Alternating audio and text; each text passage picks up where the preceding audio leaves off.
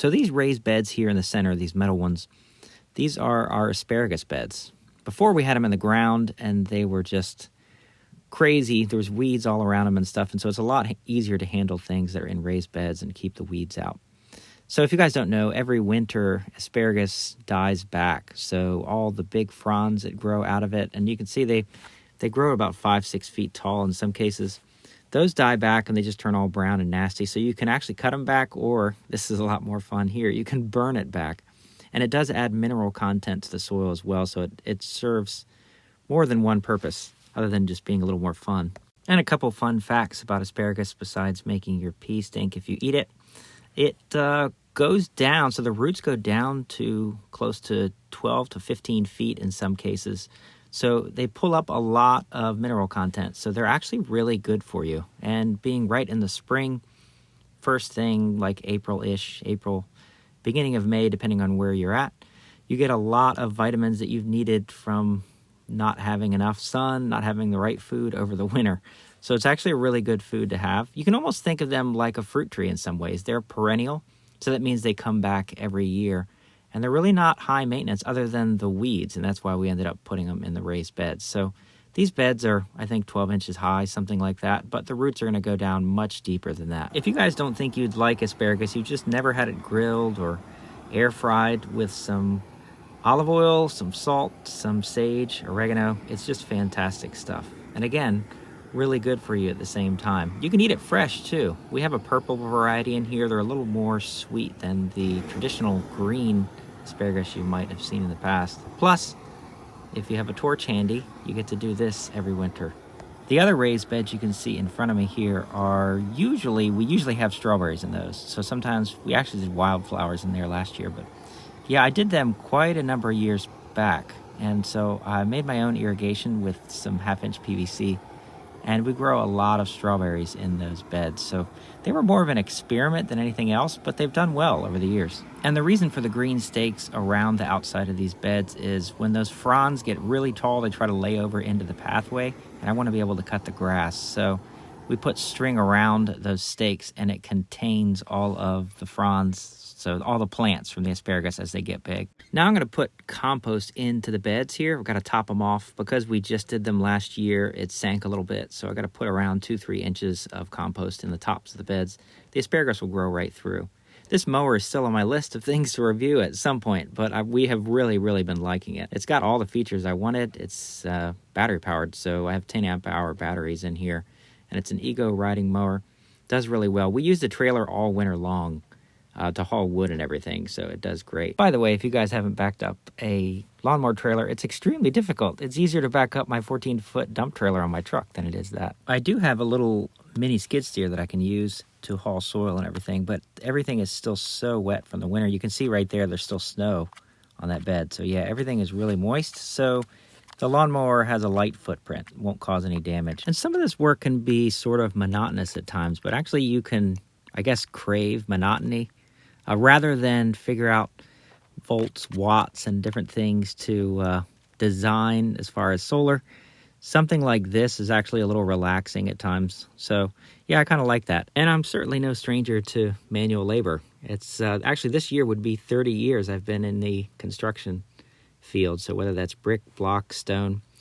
So yeah, there is something, I guess, relaxing about stacking rectangles in the wall if you're going to be laying brick or block. And gardening can definitely be relaxing also, as long as you don't put yourself to some kind of terrible timetable and you can take it easy. It can definitely be fun even. You just have to manage your time correctly and try to not crunch it all into one weekend or something like that. I went ahead and got the machine, at least for this part of it. I'm not going to run anything up out here too bad. And if you guys notice, when I dump this, my hydraulic hoses are not attached. That's because it was still cold and they didn't want to attach, so don't fault me for that. They will have a little compost on them. It's not a big deal. I realized I could smash one more bucket on top of this, just make one more trip. So yeah, I ice cream coned it at the top of the trailer and made it work. At some point, I do want to do a video on how I built the rest of the raised beds around the exterior of the garden. And here's another shot of some expert level backing up from me. So yeah, the garden itself was, I guess, a year's worth of experimentation and hard work to figure out what works for us, whether what type of irrigation we have, what kind of raised beds, what kind of compost we use. So lots of different things, and that could change by region. So whether you're up north, south, whether you're in Europe, so there's lots of different methods for doing things. Mushroom compost is really our go-to for growing things in general, whether it be fruit trees, vegetables. And then I do use a lot of coffee grounds as well. So we put that in our soil a lot. So I get that free from Starbucks, and they give those away so that they don't end up in a landfill, and it's fantastic fertilizer for your plants. So lots of nitrogen in them. It's slow release. So we do use that, and I use wood ash. Like I said, there's a lot of mineral content in wood ash to be had. There's no organic matter in ash because you burn it all up. But yeah, plenty of minerals. Next, I thought I'd mention fruit tree pruning. These are apple trees here. And actually, these small ones are just first-year apple trees. So actually, last spring I planted them. So they're pretty young. And the general rule there is, I mean, some of this is preference. But I try to clean all of the branches that are obviously going to be too low off. I don't want to trim too much off. You're not supposed to trim more than a third of the tree's growth in 1 year. So I just try to get all the really low-lying branches off and encourage it to get a little bit higher up before it branches out like that. These are actually really nice apple trees. We planted these because they grew so well. I planted another one. They're called Enterprise, and they grow apples probably the second year, and they're pretty, like I said, they grow really well. They're resistant to a lot of the diseases in our area. Like I said, overall, these are pretty young trees. Even the other ones I have are only, I guess this would be their third spring. And that's because we had a rodent go around all of the apple trees here and girdle them. So it went around the bottom. You see these little drain tile I have at the bottom of them now, but before I didn't have that, and it went just underneath the soil and chewed all the way around the bark of the trees and killed all of my older apple trees except one of them. I can save some of these cuttings or specific cuttings I want and graft them on to another tree. I'll actually show you that in a little bit. And these here are third-year trees, so this would be its third spring. And as these get bigger, what I was going to say before, the general rule is you want to be able to toss a cat through the tree without it hitting a branch.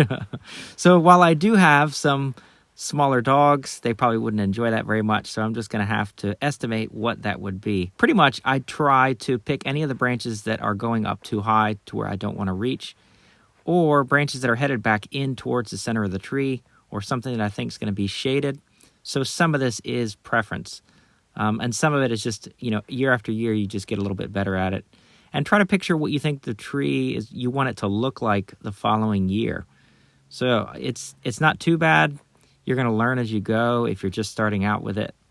But yeah, giving the tree air and light is always a good thing, especially in areas that are going to be a little bit more wet. It will prevent against things like fungus and stuff. There's not a whole lot of trimming you need to do for the first 3-4 years. It's really around year 5, 6, 7 that they start to need a lot more pruning. And I've got these staked here because, around year 4 or 5, I usually take the stakes off. But these are semi-dwarf at this point, and they have a pretty good root base on them. I know I used dwarf originally, just dwarf rootstock.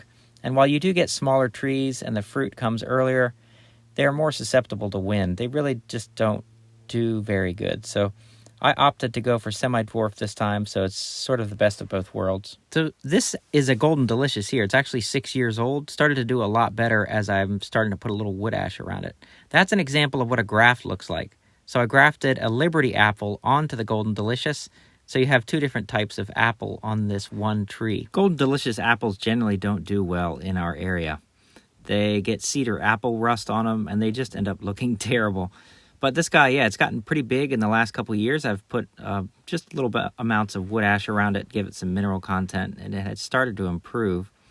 But the reason I keep him around, not just to graft on him, is because he is a great pollinator. So all the other apple types that I have pollinate with this tree, and it does a good job with that. As you can see, I'm not afraid to get aggressive with the pruning if necessary. There's nothing that promotes tree growth quite like pruning, as long as it's done in the correct way. This is another orchard we have down the hill from the previous one I just showed you. And this is our pear tree. If you guys have seen what pear trees typically look like, they grow up in the shape of a pear, but then they end up being 15, 20 feet tall, and you have to have something to be able to get the pears. I can't stand that. So I keep this guy trimmed down. And this is a cook pear, and it pollinates some of the other Asian pears we have. So it ends up looking like when the pears are on it in the spring and summer, it ends up looking sort of like a weeping willow. But I prefer it this way. Again, some of this is preference. If you guys don't mind reaching for stuff, you could always let it grow any way you want. But all that upward growth, it's trying to grow straight up in the air. I just tame it down every winter and get the thing down where I want it. I basically want to just be able to reach over and pick the fruit. But again, maybe not everyone has that same kind of mindset, so they can just let it grow tall if they want to. We do have some Asian pears, like I said, and those really don't have enough outward growth to be able to achieve this. So I do let those grow up, and I end up lifting myself up in the bucket of the machine or something to be able to get the pears. So I'm willing to do that with 1 or 2 trees, but I'm not going to do it for a whole orchard. And this open concept applies to the blueberries as well and other plants. These are our blueberry bushes, and some of these center pieces here we can trim out to give them more air and sunlight, and you just end up getting more fruit, and it promotes growth overall. All right, guys, well, that's going to about wrap it up on this one. I'll show you the finished product here in a minute. And hopefully this helps somebody. I know there's a lot more I could cover. I normally just cover solar, and I want to be able to do more homesteading stuff coming up. So anyway, thank you guys again for watching, and stay tuned.